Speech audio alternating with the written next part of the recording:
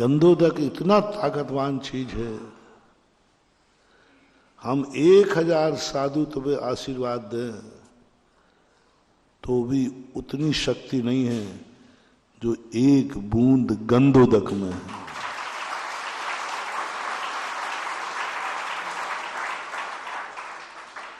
एक महाराज ने, आचार्य महाराज ने 1000 दीक्षाएं दी और एक श्रावक ने गंधोदक बनाया, अभिषेक किया।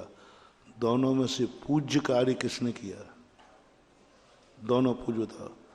इधर 1000 मुनि दीक्षा दी आचार्य महाराज ने, इधर तुमने गंधोदक बनाया, दोनों को सामने लाया। सबसे बड़ा पूज्य कौन है? बोलो। ओ, क्या बात है। आचार्य परमेष्ठी से भी पूज्य है गंधोदक, जो साधुओं से भी पूज्य है गंधोदक, जिसको बनाने का अधिकार तुम्हें मिला है।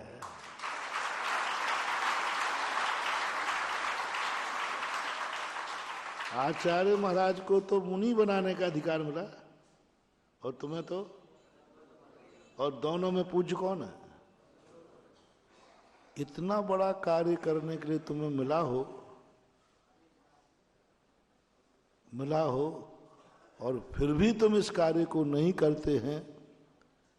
महानुभाव, तुम्हारा भविष्य बताने के लिए मैं आया हूं। जो नहीं करते हैं वो कान खोल के सुने, बहुत बुरी हालत होगी तुम्हारी।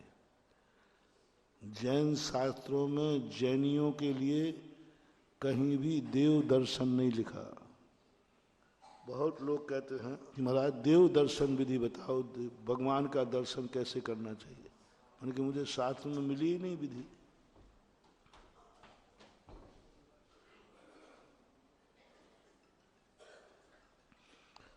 देव दर्शन विधि है ही नहीं कहीं। पूरे आगम में देव दर्शन विधि पता नहीं कहां से आ गई। मैंने पूरे 7 साल वाले कहीं जैनियों को देव दर्शन विधि लिखी हो, नहीं लिखी। जैन श्रावकों को तो जहां भी लिखा है श्रावक के लिए देव पूजा लिखी है। देव दर्शन देव पूजा में अंतर है कि नहीं? अच्छा, देव पूजा है तो देव दर्शन होगा कि नहीं? लेकिन देव दर्शन में नहीं होगा। तो तुम्हारे लिए देव पूजा गुरु पास थी, देव दर्शन विधि नहीं लिखी। आजकल जनवाणी में छापने लगे हैं देव दर्शन विधि, है ही नहीं आगम में। देव पूजा, देव दर्शन विधि किनको है? देव दर्शन विधि पशु के लिए। देव दर्शन किसके लिए है? पशु के लिए। आप लोग कौन है? नहीं पूछ रहा, तो मेरा थोड़ा नेचर है, सब बात थोड़ी खुली खुली रहे तो बाद में कोई उसमें गड़बड़ी। फिर मनुष्य ना, बोलो ना, पक्के ना। तो मनुष्य को तो देव दर्शन विधि है ही नहीं। देव दर्शन विधि करना है तो भावना भाव के हे भगवान, इस अभिषेक से, इस पूजन पाठ से हम परेशान आ गए, अगला भाव हमारा पशुओं में जन्म हो, जिससे देव दर्शन। हाँ पक्का है, पक्का पक्का। पशु बनकर तुम देव दर्शन भी कर लोगे ने, और नहीं करोगे और वहीं बोल लेना जय हो भगवान, तो तुम्हारा बेड़ा पार हो जाएगा। इसलिए देव दर्शन से कल्याण करना है तो पशु बनो। दूसरा, देव दर्शन से कल्याण का जिनका होता है, ऐसे कुल जाति में उत्पन्न हो जाते हैं जिनकी आजीविका जो है निम्न स्तर की होती है, जिससे आप लोग हरिजन बोलते हैं। वो अच्छे भगवान का भजन कर सकते, सबको कर सकते, लेकिन वो भगवान का अभिषेक नहीं कर सकते। आप लोग कौन है? नहीं पूछना मुझे। हरिजन बनने बहुत फायदा है रे। यदि आज तुम जैन नहीं बन सको तो हरिजन का श्रीफल चढ़ा देना, फायदा ही फायदा है, सब तरफ से पवारा है। हरिजन बनने में 35% पर नौकरी और जैन बनने में बेटा 95% में भी बेरोजगार।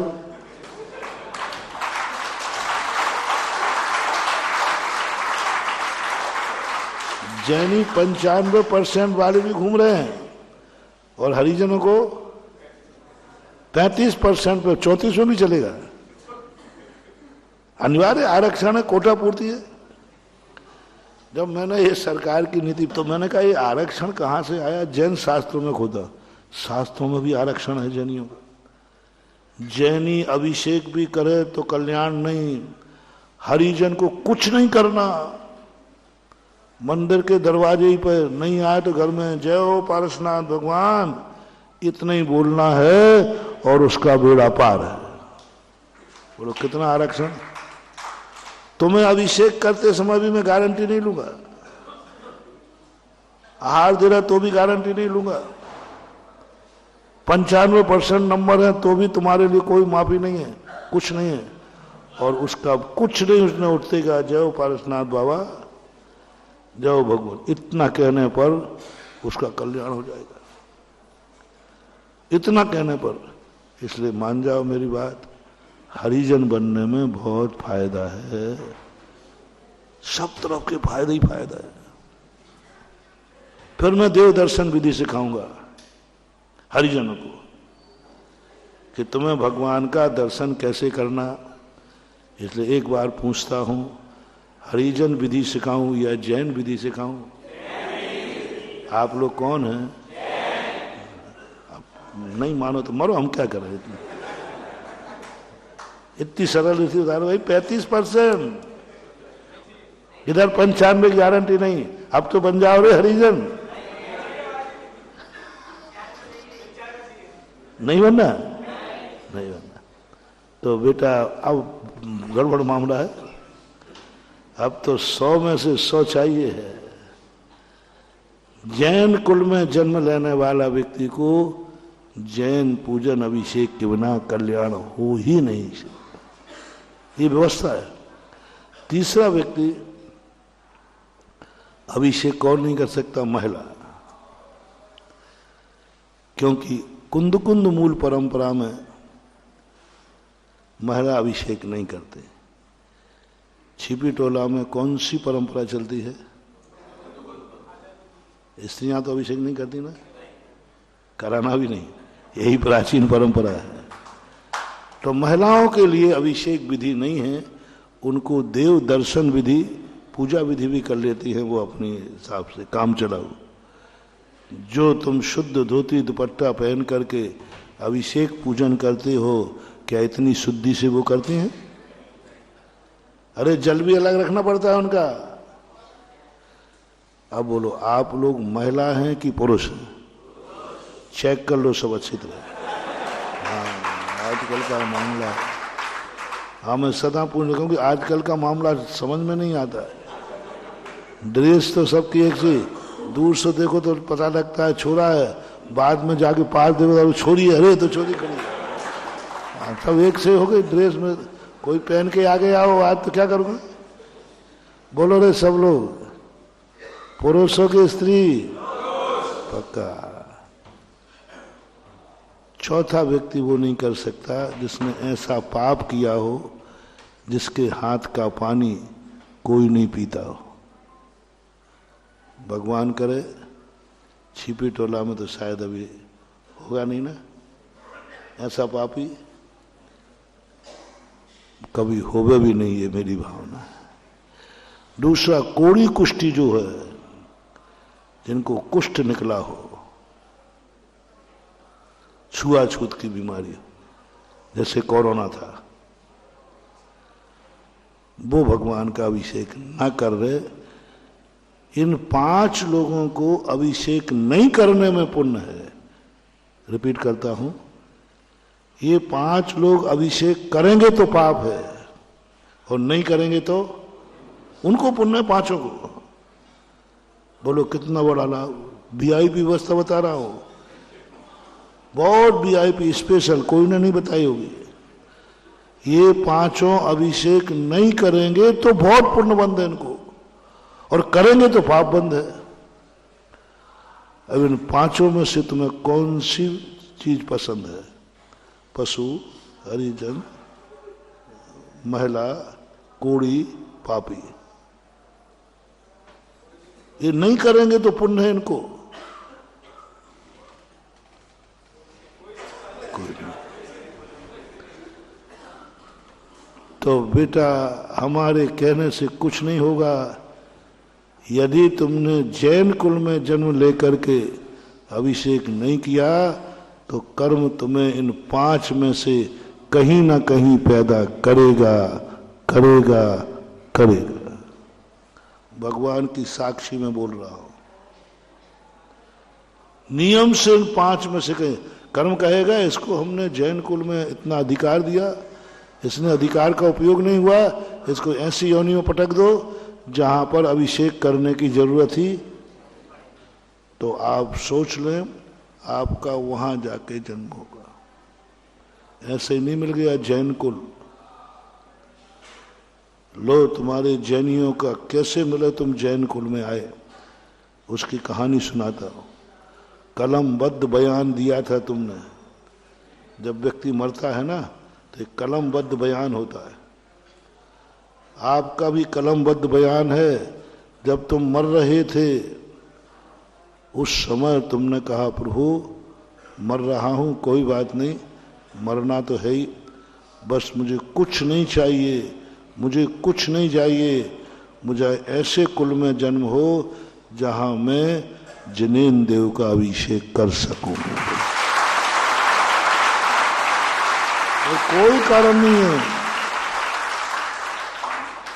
कोई कारण नहीं, बस मुझे गरीब बना देना, जहां पटकना हो पटक देना, ऐसे कुल में जन्म न दे देना जहां मैं मुनिराज की अंजलि में आहार, प्रभु का अभिषेक। ये दो कारण है। और तीसरा कारण है ऐसे कुल में जन्म ना हो जाए, ऐसी पर्याय में जन्म ना हो जाए जहां मैं कल मुनि बनना चाहूं तो न बन जाए। ये तीन में से कोई एक तुमने भाई थी।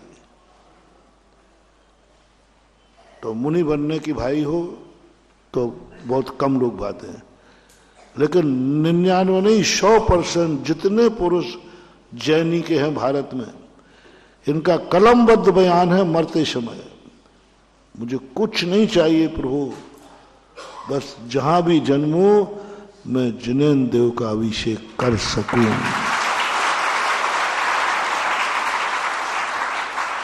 और तुम्हारे इस कलमबद्ध बयान को कर्मों ने मान करके तुम्हें जैन कुल में जन्म दिया कि नहीं? बोलो, कर्म ईमानदार है कि नहीं? क्योंकि जन्म तो तुम्हारे हाथ में था नहीं, जन्म किसके हाथ में था? कर्म। और उसने ईमानदारी बनी क्या? नहीं बनी। अब कर्म से तुमने बेईमानी की, तुम अपने बयान से मुकरे, तो कर्म ऐसा दुष्ट है कि पर उसमें सिफारिश नहीं चलती। दुष्ट नहीं कह के सिद्धांतवादी है। भगवान भी तेरी सिफारिश करें तो कर्म कहता भगवान जी चुपचाप बैठिए, इसके कलमबद्ध बयान है इसका कि मुझे ऐसा कुल दो, उसके बावजूद भी ये अभिषेक नहीं कर रहा है, मैं अब इसको इन 5 पर्यायों में भेजूंगा या नरकों में पाड़ूंगा जहां ये जिनेन देव का दर्शन भी नहीं कर पाएगा। दर्शन करने का नियम है तो कहेगा ऐसे स्थान पे भेज दो जहां दर्शन करने लायक तो रहेगा लेकिन अभिषेक करने लायक नहीं रहेगा। मैंने तुम्हारा अतीत और भविष्य बता दिया, अब फैसला आपको करना है। मंदिर बन जाते लेकिन फिर भी तुम, हम तो देव दर्शन करते। अरे क्या हो तुम, देव दर्शन क्यों करते हो? अधिकार के इसके लिए तो तरसते हैं देवता कि धन्य है रे मानव, तू मूल शरीर से भगवान का अभिषेक कर रहा है। ये अधिकार पाने के लिए अनंत अनंत भाव में पापड़ बेलना पड़ते हैं रे भैया, अनंत अनंत भावों में। जो अधिकार तुम्हें मिला है, तुम्हारे बच्चों को मिला है, तुम्हारे भाइयों को मिला है, तुम्हारे रिश्तेदारों को मिला है, ऐसा अवसर आपको खोना नहीं चाहिए। मैं तो बता दिया कि तुम्हारी 5 पर्याय सुरक्षित कर देना। तीसरा कारण, बहुत सरल मार्ग बता रहा हूं। आप लोग, एक और सस्ता मार्ग है कि आप लोग भावना भाओ कि हमारा मकान, हमारा जन्म उस नगर में, गांव में हो जहां जिनेन्द्र देव का मंदिर ना हो। मंदिर ना हो, तालियां बजाने, तालियां बजाने की ऐसी आदत पड़ गई है।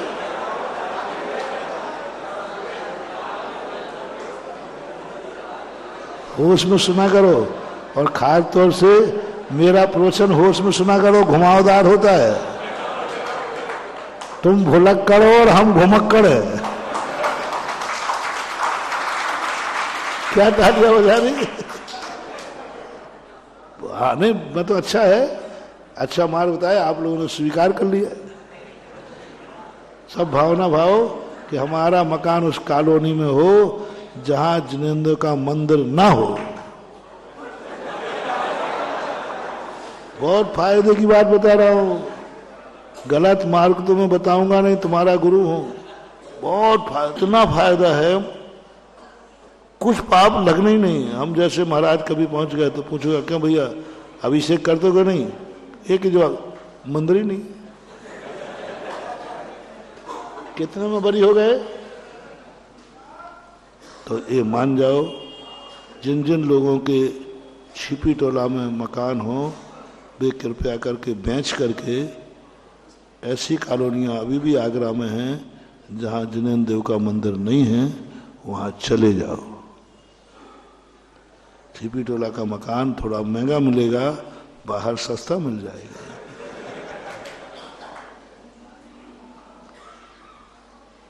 बहुत फायदे में रहोगे, बहुत फायदे में। क्या करूं, दूं आशीर्वाद? तो फिर दूसरा क्या, दूसरा अर्थ है कि महाराज जन्म जन्म तक जब हमारा जन्म हो, हमारा मकान हो जहां जिनेन्द्र देव का मंदिर हो।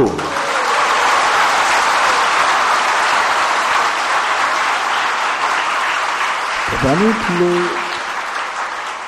नहीं तुम लोगों की कैसी बुद्धि है। मैं सरल सस्ता मार्ग बताता हूं तो मना कर देते हो, और मैं बता रहा हूं तो सब हाँ कहते हो। तो लो, अब भोगो, हम क्या करें। अब जिनेन्द्र देव का मंदिर है, नकारात्मक शक्ति, बर्बाद हो जाओगे। अब नहीं होगा तो होगा। जिनेन्द्र देव के मंदिर तुम्हारे लिए बनाया है। किसके लिए? भगवान के लिए नहीं, तुम्हारे लिए बनाया है। और तुम्हें उस मंदिर में अभिषेक नहीं करते हो तो ये मंदिर तुम्हें बद्दुआएं, अभिशाप देता है।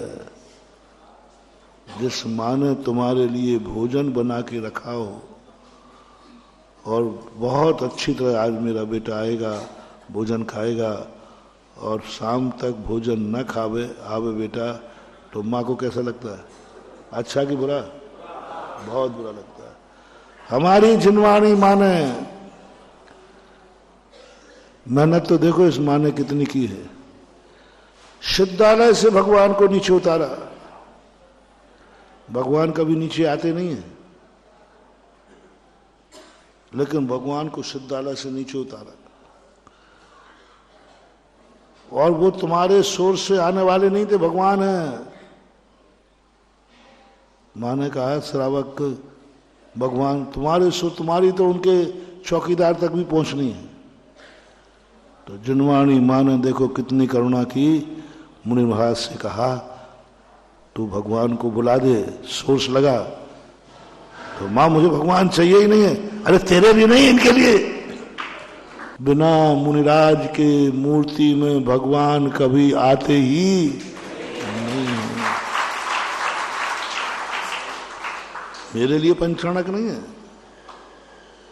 मैं कभी भगवान को नीचे बुलाऊंगा नहीं। मुझे तो भगवान की जरूरत पड़ेगी तो मैं भगवान के ऊपर ही चला जाऊंगा। बड़ों को अपने पास बुलाना उचित नहीं है, बड़ों के पास जाना अच्छा क्या है भाई? बोलो तो बोलो। बड़े अपने दरवाजे आए कि अपन बड़ों के दरवाजे जाएं? तो अपन तो भैया भगवान से कहते भगवान नहीं, आपको मैं नहीं बुलाऊंगा, मैं आपके पास ही आ रहा हूं। और आप लोग बहुत बहुत गलती करते हो। महाराज को जहां महाराज है वहीं क्यों नहीं जाते? नहीं महाराज छिपी टोला चलो। अरे भाई हरि पर्वत में हुई यहीं आ जाओ। नहीं, छिपी टोला वालों के तो सीमा बंदी है। छिपी टोला के अंदर आओ तो वेलकम और बाहर जाओ तो भीड़ कम।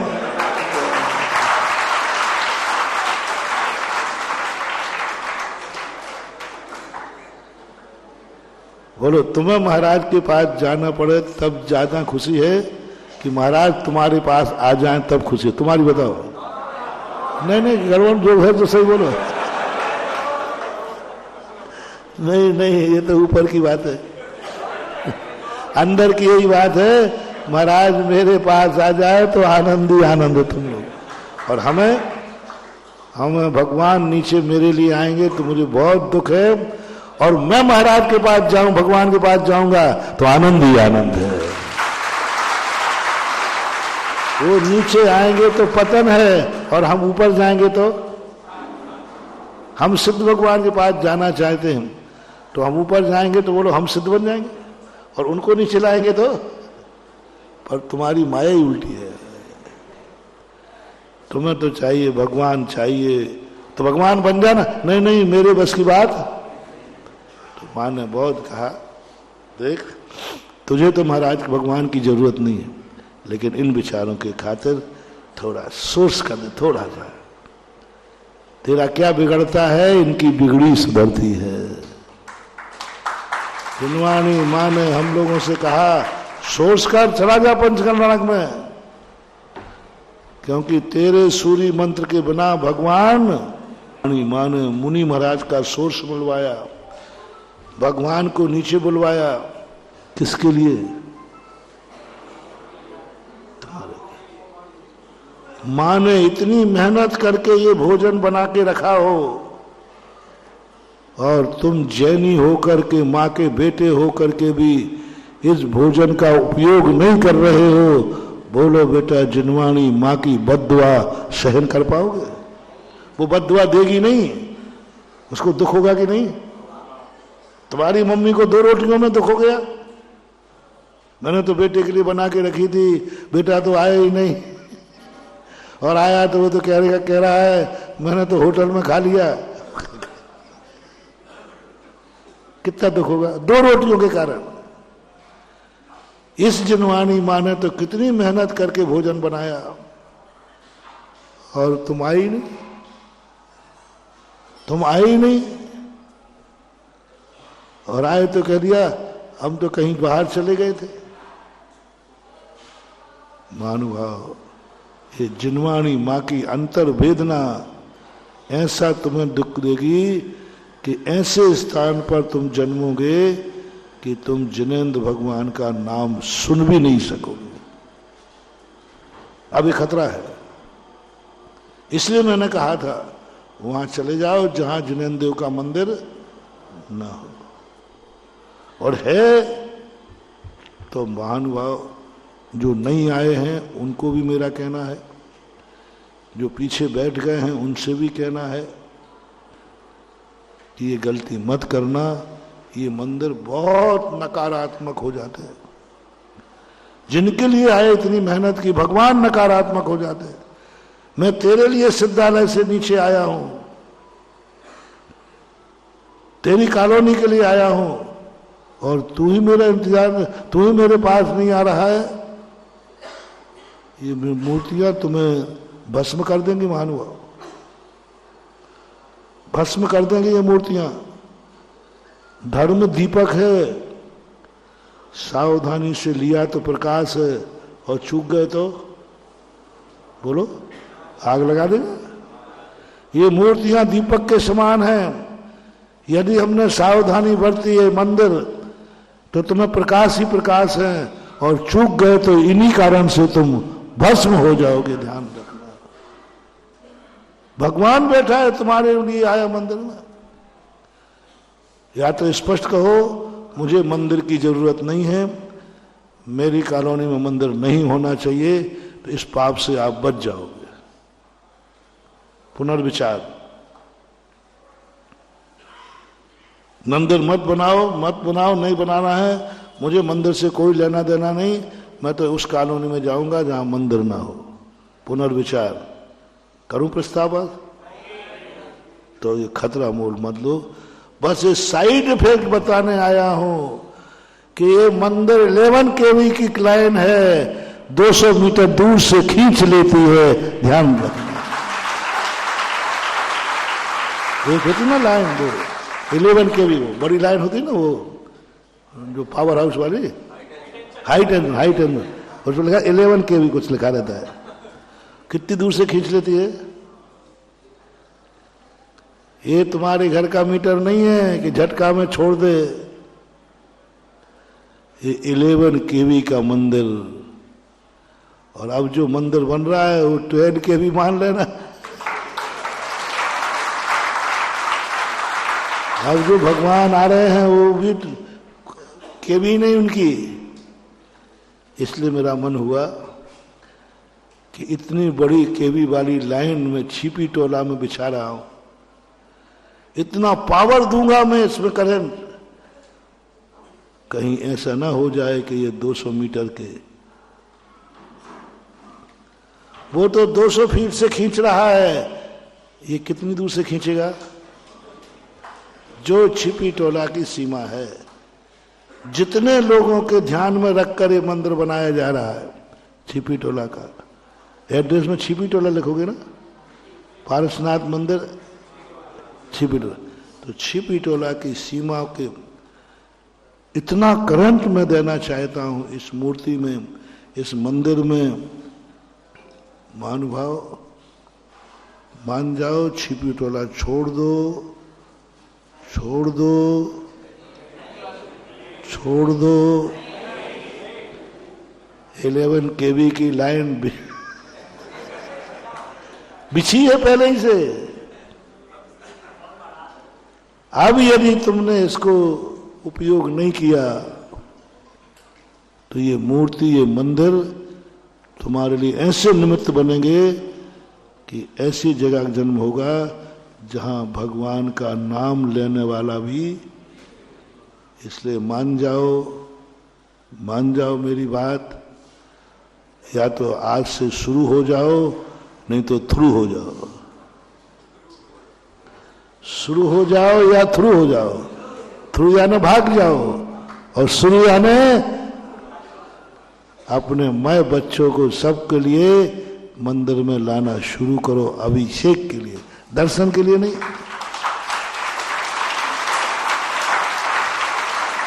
इस तरीके से मैंने आपको अभिषेक की महिमा बताई, और तुम जैनियों को खास तौर से, और मैंने दोनों बता दिए, लाभ और नहीं करने से साइड इफेक्ट। साइड इफेक्ट का बहुत खतरनाक होता है। दवाई रिएक्शन कर जाए तो बहुत मुश्किल हो जाता है। जैन कुल में रिएक्शन नहीं करना, अपन को सच्चे मन से। अब जो करते हैं वो विधिवत नहीं करते। आपका गंदोदक, आप लोग गंदोदक को बदनाम कर रहे हैं, बहुत गंदोदक को। हमने शास्त्रों में पढ़ा है गंदोदक की महिमा, कि 700 कोड़ियों के कोड़ दूर हो गए थे, और यहां तो व्यक्ति ने एक फुड़िया हुई थी, उसे गंदोदक लगा लिया, फोड़ा और हो गया। आज गंदोदक का प्रभाव नहीं पड़ रहा है। महाराज आप लोग तो गाते हो गंदोदक, मैंने गंदोदक लगा के देख लिया, कुछ नहीं होता है। अरे और मेरा नेचर ध्यान रखना, मैं जैन धर्म की हर क्रिया में इतना अतिशय जानता हूं, और उसकी कोई बुराई लगती है तो मुझे आग लग जाती है। मैं बुराई नहीं सुन सकता, क्योंकि मुझे जैन धर्म की हर क्रिया पर इतना विश्वास है, और है उसमें जैसे सूरज में प्रकाश है। सूरज का प्रकाश ना कभी कम हुआ है और ना हजारों लाखों अरबों साल से निकलता रहे तो सूरज का प्रकाश कभी कम। ऐसा ही गंधोदक, चाहे पंचम काल में चाहे चौथे काल में, गंधोदक तो वही है। मैंने देखा कि फिर क्यों तुम बदनाम कर रहे हो? तुम्हारा झूठ थोड़ी बोल रहा हो, जो हो रहा वही तो बताऊंगा। कुछ नहीं हुआ आपके गंधोदक से। मैंने कहीं देखता हूं कहां भूल हो रही है, क्योंकि डॉक्टर जब दवाई दे दो तुमको ठीक नहीं हुए तो डॉक्टर पूछा भाई बैठ, थोड़ा शांति से बैठो। पहली बार में तो यूं दवाई लिख देता है। तुम कह डॉक्टर साहब और बीमारी बढ़ रही है, ठीक। फिर डॉक्टर भैया अब तुम बैठ, थोड़ा शांति से बैठ। बोल कब शुरू हुई थी, उसके पहले क्या करता था, क्या खाता था, पूरी रामायण सुना। और वो दवाई दी थी वो खाई कि नहीं? वो दवाई आपने दी थी? बोले मैंने एक पर्ची नहीं दी थी। हाँ नहीं, पर्ची तो मैंने खा ली। अरे पर्ची खा ली? डॉक्टर साहब आप दो बात नहीं बोल रहे, पर्ची बोल रहे हो और दवाई बोल रहे हो। दवाई क्या चीज है? आपने तो पर्ची पे लिखा था ए ले इसे पानी में घोंट के पी लेना, तो मैंने पर्ची को अच्छी तरह घोंट के, और जब से पिया है तब से पेट दर्द बढ़ गया है। बोलो कैसा रहा? यही हो रहा है, यही हो रहा है। भक्तांबर को घोंट के पी लो, नमोकार मंत्र को गले में लटका लो, ताबीज बना लो, और भक्तांबर करके बढ़िया घोंट करके पानी पी जाओ, जमाल घूटा। क्या मचा रखा है? अरे दवाई खाओ, दवाई, पर्ची नहीं खाना है। और दवाई की जब विधि पूछी, आप लोग करते हो, गंधोदक लगाते हो, विधि से नहीं लगाते। हमने बहुत अभी पिछले स्थानों पे भी यही बात कही। ये 2 गंधोदक के पात्र रखे थे ना, सारे बर्तन मुझे शास्त्रों में मिल गए, लेकिन गंधोदक के 2 पात्र नहीं मिले। होते ही नहीं। ये रखा हुआ गंधोदक तुम्हारे लिए कोई कार्यकारी नहीं, बहुत नुकसानदायक है। पुरुषों के लिए सबसे ज्यादा नुकसानदायक है। पुरुष से रखा हुआ गंधोदक लगाता है तो नित्य प्रीति का, वार्षिक का, महोत्सव आदि का नहीं। क्योंकि किसने बनाया है? तुमने बनाया है कि दूसरे ने? उसकी इच्छा क्या है? मैं उदाहरण देता हूं। 2 व्यक्तियों में केस चल रहा है। एक व्यक्ति सुबह मंदिर गया, अभिषेक किया और कहा हे भगवान आज अंतिम पेशी है, बहस है, मेरी विजय हो, वो हारना चाहिए। और वो गंधोदक कटोरे में आ गया। तुम 10 बजे आए बाबू साहब, तुम्हें से कहता, और वो ही गंधोदक तुमने पोत लिया। कौन सा? तो तंत्र विद्या कहती है जिसके लिए तंत्र किया हो, यदि वो स्वीकार कर ले तो 100% संविद्या सफल होगी। तुम सत्य होकर हारोगे। तुम्हें 100% जीत निश्चित थी तुम्हारी, सत्य था, लेकिन तुमने वही गंधोदक लगा लिया, अब तुम्हारी हार निश्चित है। क्योंकि उसमें भावना किसकी थी? तुम्हारे। और फिर कहो महाराज हम तो गंधोदक लगा के आए थे।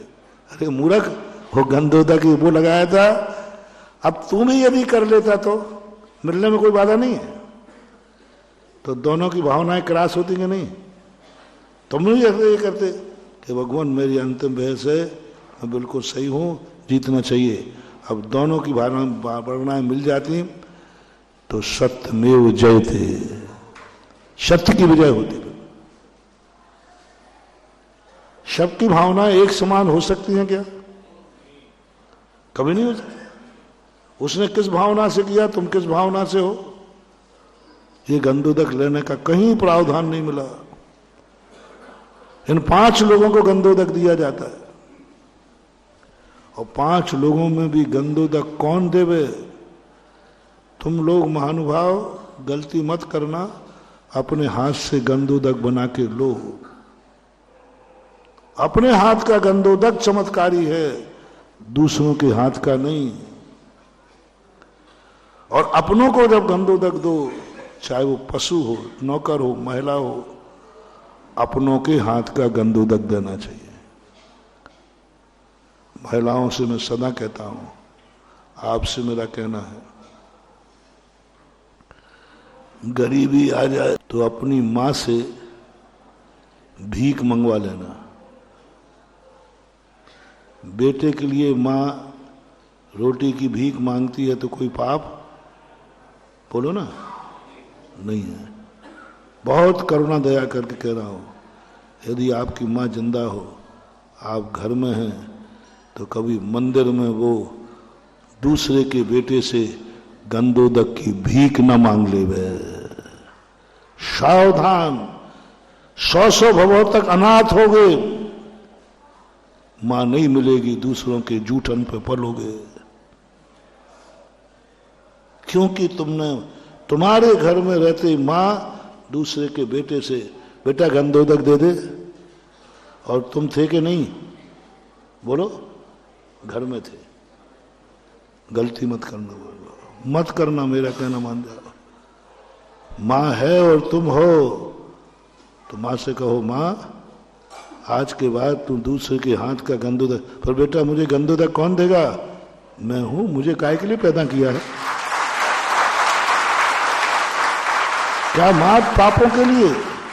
मात पापों के लिए, संसार के लिए? मां मैं दूंगा लाके, आज तक मुझे पता नहीं था।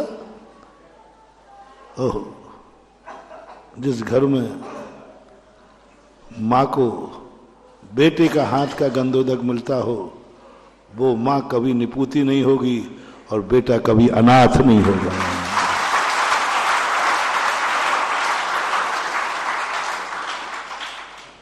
घर लेके जाओ, सबसे पहले तो यहां लाओ।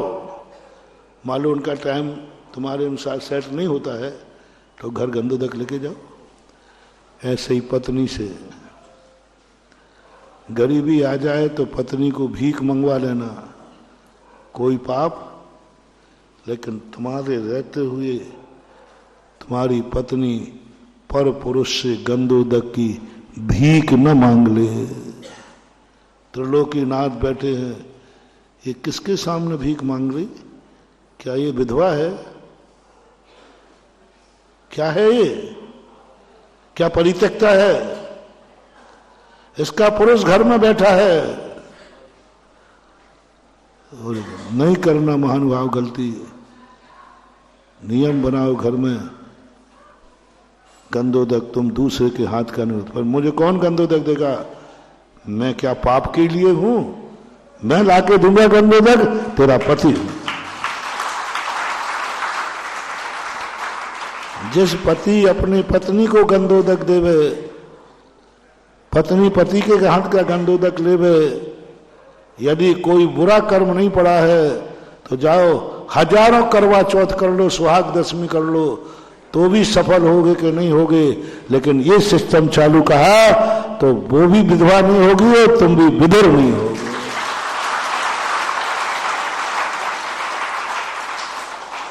पाप के लिए संबंध है, संसार के लिए संबंध है। इस संबंध के साथ धर्म का संबंध है। महिलाएं सुन रही हो तो सुन लेना, टीवी पे भी सुन रहे हो तो सुन लेना। जैन नारी 3 कारणों से शादी करती है। अनेक कारण तो हैं ही, 3 कारणों से जिंदा रहती है। जैन नारी कहलाता हूं। नारियां तो सब जगह हैं, स्त्रियों के सभी कार्य सभी जगह करते हैं। जैन नारी के 3 कारण बनते हैं। पहला कारण, वो नारी जैन कुल में कैसे बनी, जैन कुल की बेटी क्यों बनी। वो किसी और कुल में जन्म जाती, पशुओं में जन्म जाती थी, जैन कुल। एक कारण कि मुझे बचपन में, बेटी को बचपन में पिता के हाथ का गंधोदक मिलना चाहिए। बचपन में पिता के हाथ का, पिता के हाथ का गंधोदक मिलना चाहिए। हजारों आशीर्वादों से ज्यादा है ये। और आप कान खोल के सुनो, इसी बीच में आपके जो बच्चे पालने में पड़े हैं ना, या मंदिर नहीं आ पा रहे हैं या स्कूल जाते हैं, हम हजारों मुनिराज भी तुम्हारे बेटा बिटिया को आशीर्वाद दें तो भी उतनी ताकत नहीं है जितनी ताकत पिता अपने हाथ से गंधोदक बनाकर अपने हाथ में लेकर पालने में पड़े हुए बेटा बिटिया को माथे से पे लगा दे। वह हजारों मुनियों से ज्यादा ताकत उस समय स्वयं का बना हुआ गंधोदक जिस बाप के हाथ में है और वो अपने हाथ से बेटा बिटिया के माथे पर लगा दे। वह कहाँ भटक रहे हो तुम? बेटा बिटियों के संबंध में मर रहे हो, ये हो जाएगा, ये हो जाएगा, ये हो जाएगा। और मैं इतनी सस्ती दवाई बता रहा हूं, बोलो कितनी महंगी है भैया?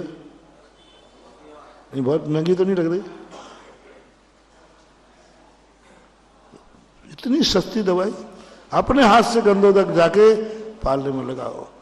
8 वर्ष तुम अपने बेटा बिटिया को अपने हाथ का गंधोदक लगाओ, सारी जिंदगी भर वो अपना मुंह काला नहीं करेगी और कुल का भी नहीं करेगी।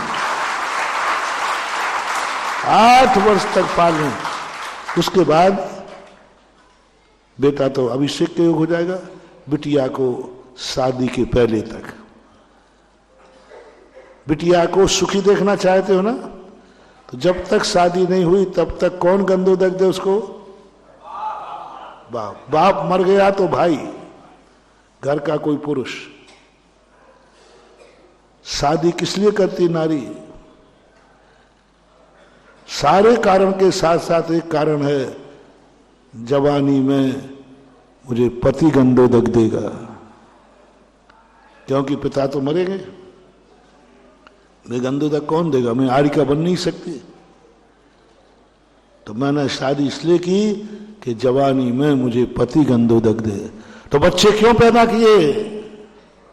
जैन मां की बात कर रहा हूं, जैन बिटिया, जैन स्त्री और जैन मां।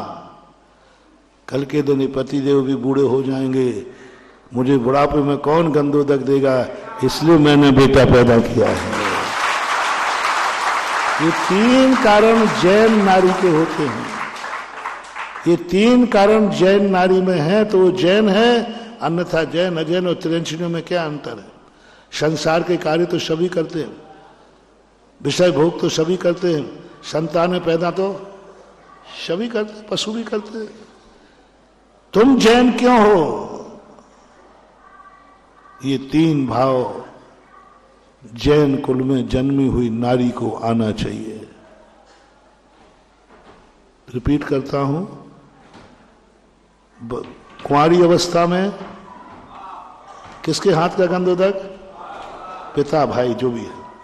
जवानी में, बुढ़ापे में, तुम बता दो, तुम 3 में से कोई हो कि नहीं? बिटिया के बाप हो कि नहीं?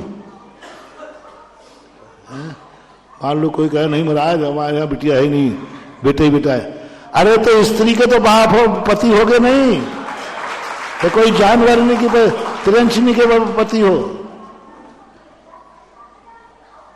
अब तो पकड़े जाओगे बेटा। नारी के बिना बेटा तुम्हारा चल ही नहीं सकता, कहीं ना कहीं फंसोगे। मान लो बेटी नहीं हुई तो पत्नी तो होगी कि नहीं? बेटा कहां से है? सड़क पे से तो नहीं उठा रहा है, तो पत्नी होगी और मां भी होगी। तुम पैदा कहां से हुए? तो कम से कम ये 3 पदों को सुरक्षित करना है। नारियों को नियम लेना है, तुम्हें नियम लेना है कि हमारे घर में जो भी महिला वर्ग है, एक चूल्हे पर रोटी खाते हैं, पुरुष के हाथ का गंधोदक मिलना चाहिए। जैन कुलीन हो तो घर खाली हाथ कभी नहीं जाया करो। छोटी सी कलशिया बना लो चांदी की, थोड़ा सा 5 ग्राम गंधोदक सही, अपने घर लेके जाओ जो मंदिर नहीं आ पाए, बच्चों को, महिलाओं को जो तुम्हारे साथ नहीं आ पाए, घर जाके दे दो उनको गंधोदक, घर जाके गंधोदक दे दो। बच्चा स्कूल गया, बेटी स्कूल गई, आले में रख दो, माँ देगी। माँ और पिता का एक ही एनर्जी होती है। 1:30 बजे 2 बजे बच्चा आएगा, बच्ची आएगी, तुम दुकान पे चले गए, माँ से कह देना बेटा बिटिया को गंधोदक देना, वो लगा देगी। एक बात और कहूँ इस प्रसंग में, कह दूं? मैं ये चाहता हूँ, छिपी टोला में आया हूँ तो 3 बातों में से यदि तीनों बातें मान लो तो मैं धन्य हो जाऊंगा यहां आकर के। अभी अभी अभी तो तुम ही धन्य हुए हो, मैं आया हूं तो तुम धन्य हुए हो कि नहीं? हाँ, नहीं तो कहो महाराज जी आगे अब क्या करें। अब बेटा जब मेरे आने से तुम धन्य हुए हो तो व्यवहार एक तरफ का नहीं होता, व्यवहार एक तरफ से नहीं होता। अब मुझे भी धन्य करो, नहीं तो बेटा एक कर्जा माना जाएगा। और मैं धन्य कब होऊंगा? मेरे धन्य होने का मूल कारण क्या बनता है? 3 कारण मैं चाहता हूं।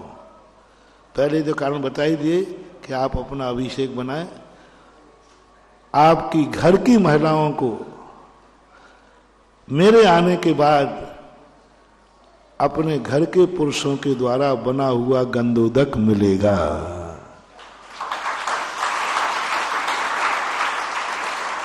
बाहर की छूट रख लो, बीमारी हाली की रख लो।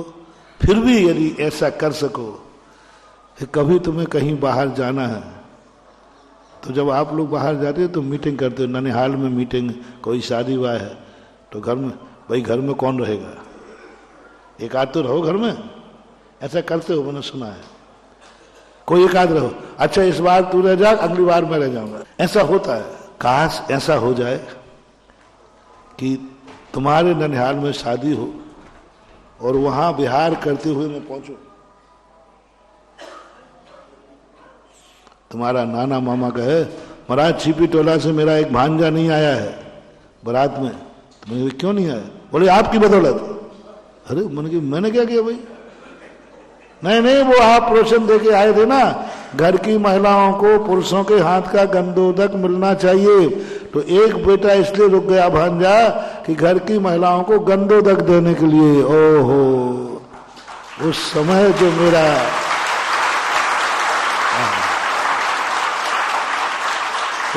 जो मेरा सीना 56 इंच का होगा, और उस समय महानुभाव मैं जो आशीर्वाद दूंगा, ओहो, मैं छिपी टोला जाकर धन्य हो गया।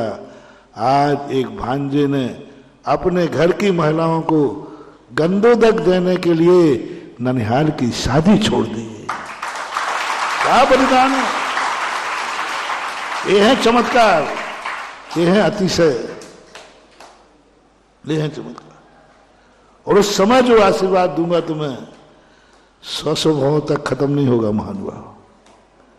अभिषेक के लिए तुम सोचते हो महाराज विशेष परिस्थिति में छूट दो, अरे उसी दिन तो अतिशय है।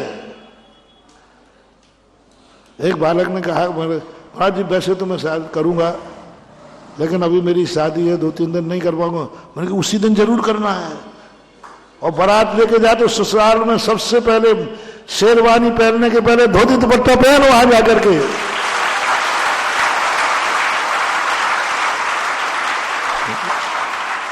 अरे जिस गांव की तू बेटी ला रहा है उस गांव को, देवता को खुश कर पहले, और वहां का भगवान कहेगा ओ इस गांव का कुंवर साहब ये बन रहा है, दूल्हा बन के आया है और ये तो धोती दुपट्टा पहन के आया है। उस समय बारात लगने के पहले पूछो मंदिर कहाँ है, धोती दुपट्टा कहाँ है, धोती दुपट्टा लेके जाओ। कपड़े तो लेके जाते ही होगे, एक उसमें धोती दुपट्टा, शेरवानी रखना, मैं मना नहीं कर रहा, नहीं वो तुम्हारी व्यवस्था में मैं कभी दखल नहीं देता हूं, बस मेरी व्यवस्था एडजस्ट कर लो, बात हो जाए। और वहां जाकर के तुमने कहा सुबह होते ही धोती दुपट्टा पहनकर तुम मंदिर में अभिषेक करने पहुंचे। जिंदगी में कभी नहीं किया, लेकिन शादी के दिन किया। उस दिन का वरदान आज के दिन तुम यहां ससुराल में शादी करने आया और तुझे मंदिर होते, वो देवता महानुभाव ऐसे आशीर्वाद देंगे, वो पंक्तियां सफल होगी। प्रभु की दुआएं लेती जा, तुझको सुखी संसार मिलेंगे। वो बोलते ना, बाबुल की दुआएं लेती जा। वहां के प्रभु का जो आशीर्वाद मिलेगा, क्या वरदान मिलेगा, क्योंकि तूने वहां जाकर के मंदिर के देवता का अभिषेक किया। प्रभु, आपके नगर में जन्मी हुई बेटी को पत्नी बनाने आया हूं, पहले आपकी अनुमति चाहिए। और आपकी अनुमति यही है कि मैं आपके चरणों की धूल हूं, आपके चरणों की धूल हूं, और इस धूल को माथे पर लगा करके ले जा रहा हूं। करके देखना महानुभाव, करके देखना ये चमत्कार। कई लोगों को मैंने कराया है, कई लोग कराया। आवाज नहीं, हमने कल कह दिया था आज सबके महिलाएं किवाड़ खोल के बाहर बैठते जाएं तो अच्छा है, हमें डिस्टर्ब नहीं करें, क्योंकि हमारा कार्य बहुत है। वैसे ही 1 घंटे लेट हुआ तो ये तो क्या मैं धन्य छिपी टोला आकर मैंने समय बर्बाद किया है, या मैं यहां से जाऊं तो कहूं छिपी टोला जाकर मैं धन्य हो गया। कहूंगा, मैं कहूंगा। क्या मेरी इच्छा पूरी हो सकती है कि आज के बाद छिपी टोला की महिलाओं को अपने घर के पुरुषों के द्वारा बना हुआ गंदोदक मिलेगा? थोड़ा हाथ उठा के बता दें।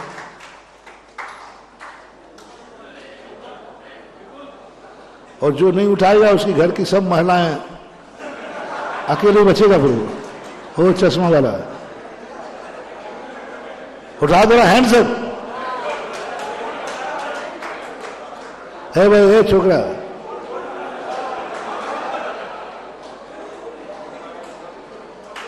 और बेटा अंटी बांध करके नियम लिया हो तो ध्यान रखना, मैं गड़बड़ हो जाएगा। फौजी कहाँ है? फौजी अध्यक्ष कहाँ है? अरे भाई, तुझे तो मैं पहले निगरानी में हूं। मम्मी है कि नहीं? मम्मी है, पत्नी और बिटिया, बस इन दोनों को गंदोदक देकर भोजन करना। बेटा जाओ, यहां रहो तो हाथ उठाए। अरे इसका वीडियो ले भाई, इसका वीडियो ले, इसका देखो वो पिलर के पीछे खड़ा है, इधर वीडियो बना लेना थोड़ा। हाथ ऊपर करके, हाथ ऊपर करके। हाँ, ये बात ठीक है। अब मैं कहूंगा ऐसे अध्यक्ष के काल में गया कि मैं धन्य हो गया।